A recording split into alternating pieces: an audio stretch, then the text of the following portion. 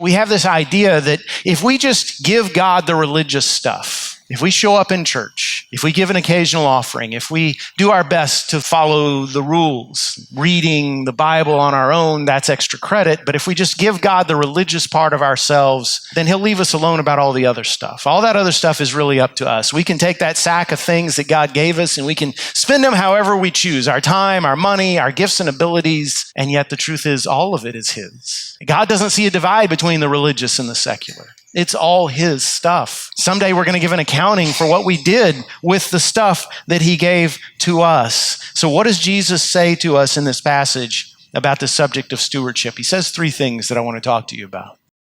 The first one is our stewardship shapes who we become. Our stewardship shapes who we become. It has an impact on the person we grow into as we get older. I think everybody knows the story of A Christmas Carol, even if you're not a reader, and most people aren't, to be honest. But, you've seen the movies, you've seen the plays, even if you've only seen the Mickey Mouse version or the Muppets version, which frankly is not half bad. You know about Ebenezer Scrooge and the ghosts of Christmas present and past and future and Tiny Tim and the whole nine yards. But there's a part of the story that a lot of people miss or forget or maybe never have heard, and it's the fact that Ebenezer Scrooge wasn't always a cruel, selfish miser. He was actually a young, idealistic man who worked for a guy he admired, a generous boss, fell in love with a beautiful young girl named Belle and got engaged and was set for a very happy life. And we see all this through the eyes of the Ghost of Christmas Past. When you read the book, I've read the book a lot because it's one of my favorites. I tend to read it most Christmases, but there's this point that for me is the saddest part of the book when he's watching in retrospect something that had happened 30, 40 years earlier as Belle comes to him and says, I'm releasing you from our engagement. You don't have to marry me. And he said, well, I didn't ask to be released. And she said, I know, but I know that you don't love me anymore. I know that if it were up to you today, if you met me today, and you saw me, this poor girl that doesn't have a dowry, who wouldn't bring any money into the marriage, and any kids we have would just make you poorer, you wouldn't get engaged to me today. And he doesn't deny it. She says, a golden idol has displaced me in your heart. And then she says, I hope you're happy in the life you've chosen. And then it fast forwards another 20 years or so, and you see Belle middle-aged, and her husband comes home, and she's surrounded by children in this festive Christmas house. Teenage girl looks just like she did when she was engaged to Ebenezer, and the husband comes in and brings presents to the kids, and there's laughter and there's joy, and then he takes her aside and he says, I saw your old friend Ebenezer today. His partner just died. He's very much alone in the world. And the idea is because he yoked himself to greed, because his life became about accumulating more, it changed him from a young idealistic man in love with a woman to someone who cared only about himself and was desperately unhappy and made others unhappy too. And you might say, well, that's not me. I'm no Scrooge. And you're probably right. But have you ever wondered how my relationship, how is your relationship to money and possessions and time changing who you are becoming as you get older? When Jesus, in this passage we just read, when he says, if your eye is healthy, your whole body will be full of light. If your eye is bad, your whole body will be full of darkness. He's not actually talking about optometry. He's saying whatever you set your eyes upon. In other words, whatever you covet, whatever you desire, whatever you make the focus of your ambition and your pursuits is going to determine who you become. If you set your eyes on the right things, your life will be full of joy. You will become a person who blesses others. But if you set your mind on the wrong things, there's also backed up by another passage, Psalm 119, verse 37. The psalmist David writes, turn my eyes from looking at worthless things and give me life in your ways. Jesus says we can serve God or money, but we can't serve both. Every one of us, rich or poor, every one of us has to make that choice. And it's not a choice you make one time. Just like Ebenezer made it as a young man, but made a very different choice as he got older and the so-called realities of the real world encroached upon him. And yet, Tim Keller, a pastor I greatly admire, died a couple of years ago. His long career pastoring churches, he once wrote, I've had people confess every sin in the book to me, but I've never had anybody come to me and say, Pastor, I have a problem with greed. Pastor, I have a problem. My besetting sin is I love stuff more than I love God. I'm more intent on getting the things I want than on serving the Lord. Nobody ever confessed that. Do you think that's because we as Americans don't have a problem with greed? Have you watched our commercials? Have you been living under a rock? Of course. And yet we have this blind spot where we think, oh, no, that's not me. That's that other person. It's these other people. See, no one sees himself as Scrooge, but if we're not careful, we'll end up like him because money and stuff and all our treasures, that stuff is radioactive. It can do a lot of good, but can also destroy us if we don't handle it with care. So what does it mean to handle our stuff with care? I love what Jesus says in verse 21.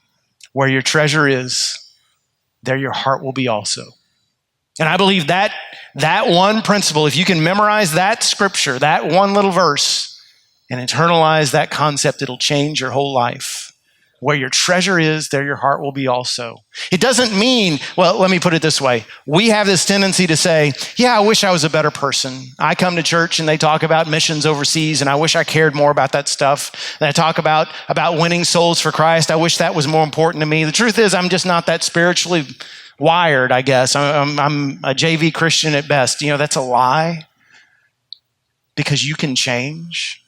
And a big part of how you change is by what you do with your stuff. Your stewardship impacts, shapes the person you become. Where your treasure is, there your heart will be also. We know this because many of us own houses. And if you own a house, and it's the most expensive thing you've ever spent money on, guess what becomes the defining focus of your life? Man, when's that air conditioner going to conk out? That roof is leaking. We need to get a roofer out here. The neighbor painted. I think I need to paint too. Do I need to install an outdoor kitchen or maybe a second study in the, maybe a mother-in-law suite? I don't know. What can increase the value, the resale value of my house? That becomes our focus because that's where our treasure is. So our heart is there too. If you invest a lot of money in the stock market, it's not a bad thing, but if you do, guess what? You become highly attuned to the fluctuations of the Dow Jones Industrial Average, don't you? People can tell whether it's spiking upward or downward. That determines what kind of mood you're going to be in that day. Or maybe your thing is your hobby. You spend all your money on your car or your golf or your hunting lease. Or maybe like me, I'm big into college football, and I see people in the stands that just lose their ever-loving minds over a game played by 18 to 22-year-olds they'll never meet. And I know why. Well, number one, there's alcohol. But yeah, and I'm Baptist. Number two, they've spent so much money on that program. And so a loss to the little sisters of the poor tech is going to hurt a lot more than it should. Where your treasure is, your heart will be also. You want to become a better person? You want the work of the Lord to mean more to you? You want to become one of those people that others look at and say, now that's a follower of Christ. Start giving. Because when your treasure goes there, your heart will go there too. That's what Jesus is saying. It shapes who you become. Second thing he says is our stewardship impacts our eternity.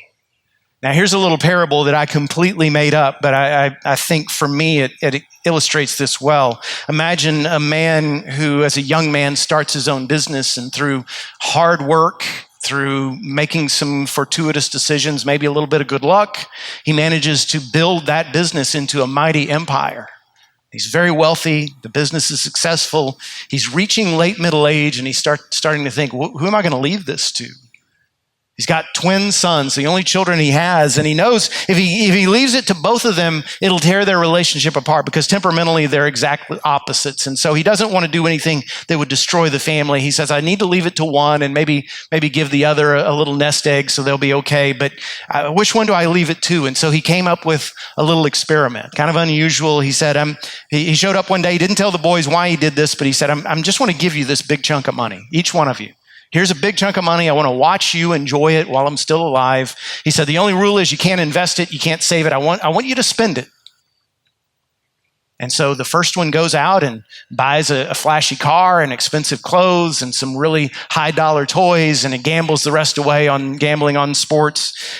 The other son gives some to his church, helps out a few friends that are in trouble, spends the rest on fun things, but even the fun things bless others. Like he takes his family on a bucket list vacation. He invites all his friends over to a nice restaurant for a really nice meal to celebrate an anniversary. He does things like that until the money is gone. And when the money's gone, the father tells the boys, well, I'm retiring in a couple of years. Guess which one he leaves the business to? See, I told that parable because it's a lot like the parables that Jesus told about money and wealth, and about the way we spend our time and the way we spend that sack of things that God has given us. And notice that in the story, the dad doesn't disown the son that was less responsible, that was more self-centered. He's still his son. He still loves him. In other words, stewardship is not about our salvation. You don't earn your way into God's favor by giving a big donation in the offering plate or by volunteering. But it is how you show God that you're thankful for your salvation. It is how you reward him, how you say thank you. It's how you show the world that you are saved. It doesn't affect our salvation, but in Jesus' parables about money, about stewardship, it's very clear that in heaven there are different ways we're treated. Don't get me wrong, the least person in heaven is going to be glad to be there and thankful to be saved and so gloriously glad to be in the presence of God forever and with his loved ones. But I think they'll have some regrets about the way they lived their lives. It's like Paul writes in 1 Corinthians 3:15. Some of us are going to be saved like people being rescued from a fire. Imagine your house catches on fire and you collapse from smoke inhalation and you're dragged out of that house by a firefighter. Are you thankful to be alive? Of course you are. Are you grateful to this firefighter who risked his life to save your life? Of course. But everything you've built, everything you've saved, everything you've acquired and accumulated is gone. And that's going to be the story for some of us in heaven. Thankful to be there, saved by the grace of God, glorious eternity, and yet look at our earthly lives and think, I don't have a thing to show for the 60, 70, 80 years I spent on earth. It all burned up. Whereas others will get there and will realize I've laid up treasure in heaven. I wasn't even trying to. I was just trying to say thank you to the Lord. But look at all these rewards that I've been given. Look at all these things that I'll enjoy forever. They'll hear in the words of Jesus from Matthew 25:23, well done, good and faithful servant. You have been faithful with a few things. I will put you in charge of many things. Come and share your master's happiness. Let me ask you, right, if you died today, which of those two would you be more like in eternity? The one who's glad to be there, but regretting the way you lived your life and the way you spent your stuff, your sack of things God gave you, or the one who says, thank you, Lord, for entrusting me with these small things. I did my best to give them back to you in a way that honored and glorified you. I'm so grateful that none of my investment has gone to waste. Third thing Jesus tells us is our stewardship determines our happiness. And that really is true. Our relationship to that bag of things God gave us, the way we spend our free time, the way we spend our free dollars, everything that we've been given, that will determine the amount of happiness we have in this world. Verse 25 can be misunderstood. I want to make something clear. When Jesus says, don't be anxious about what you'll eat or what you'll drink or what you'll wear, he's not saying that if you can't put food on the table and it's eating you up inside, or if you're about to be evicted from your home and you and your family are going to be homeless and you can't sleep at night, you're a bad Christian with weak faith. I think that's what some people read into that. I don't think that's what Jesus is saying at all. When you read the whole scriptures, you see he's on the side of anybody who's desperately poor. He has more compassion for them than they even have for themselves. No, what he's saying is don't let your relationship to stuff be like the relationship the Gentiles have, the non-believers. where they think this is all I got.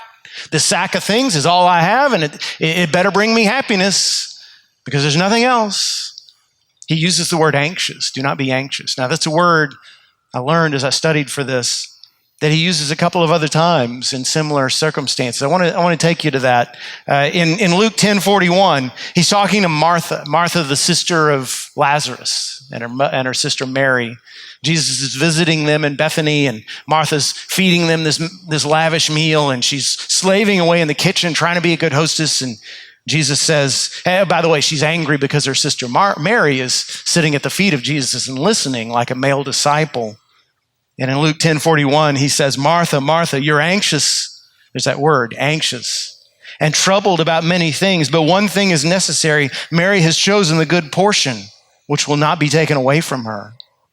He's not saying it's silly for you to try to be a good hostess. No, of course not. The Bible talks about being hospitable. He's not saying that food doesn't matter. He's saying you're letting your reputation as a hostess, your reputation as a cook distract you, which is a good thing, by the way. It's distracting you from the main thing, which is me sitting there in your living room. Don't let your anxiety over these things distract you from me, the ultimate thing. And then another example of him using that same word in Matthew 13:22. Matthew 13, Jesus tells a story about a farmer who goes out and sows seed, and some of it gets eaten up by birds, and some of it lands in rocky soil and sprouts up and then withers away, and some of it produces this massive yield of 100-fold the seed that was planted, but then some of it lands in thorny soil. Thorns and thistles choke out the new plant that sprouts up. And Jesus says the seed represents the gospel, and the soils represent the different ways that God's people receive the gospel. And some are fruitful with their lives and enjoy happiness and joy and peace and purpose and all those things that it talks about in Scripture, and others just never experience that. And when he talks about that thorny soil, here's what he says in 13:22. As for what was sown among thorns, this is the one who hears the word, but the cares, that's the same word as the word anxiety that he uses earlier. The cares of the world and the deceitfulness of riches choke the word, and it proves unfruitful. The things this world says are necessary for happiness, the treasures of this earth, they can be seductive, they can be deceptive. If you've ever watched advertising, if you've ever seen a story about some celebrity or some CEO or some powerful person and thought, boy, now that's the life. That's the world whispering in your ear and saying, this is where happiness lies. And if that becomes your ambition, it chokes out any good in you that leads to happiness, that yearning for the things of God, that produces fruit for Christ. So what's the answer? In verse 33, he says the answer is seek first the kingdom of God and his righteousness, and all these things will be given to you. When the pursuit of your life becomes, I want to become more righteous, I want to become more like Jesus, and I want to bless his kingdom by blessing others, by blessing his work, somehow that produces greater happiness than if you seek and even achieve the goals of your life, to get that time alone that you need to pursue your hobby, or that possession that you think will make you happy, or that house that you think will finally meet all your needs. None of that will really bring happiness. Another daddy-daughter story, this one about me. When Kaylee was a little bitty girl, 3 or 4 years old, I took her on a trip to the Cockrell Butterfly Center in downtown Houston. And if you've never been there, I hope it's still this way. It's like an indoor rainforest, thousands of butterflies everywhere. And I thought Kaylee would love it, but it backfired on me because for some reason she got it in her head that she wanted a butterfly to land on her. Now, anybody ever try to make a butterfly land on them? It was not working out. And then one landed on me, and that made things worse. And I kept saying, well, Kaylee, if you'll just stop chasing them, if you chase them, they will fly away from you. That logic doesn't make sense when you're 3 or 4 years old. The good news is there was this 4-foot-long, bright orange iguana in the Butterfly Center. His name was Sydney, and Kaylee was terrified of that thing. And so we spotted him from across the floor. He was like 20, 30 feet away, but we could see him. And so we were focused on Sydney. And I said, Kaylee, there is a butterfly right on your head right now. And it was. And the day was saved. And she's not yet written any books about me or, gone on the Oprah show or anything. So I'm saved. But here's the thing. Happiness is like that butterfly. If you chase it according to the rules of the world, if that becomes your consuming passion, finding happiness by this world's terms, it will flee from you. But if you pursue Christ with your life, with everything that you have, with your whole sack of stuff, unexpectedly, when you least imagine it, you'll look up and realize happiness has landed upon you in a way that the richest people of this earth don't know.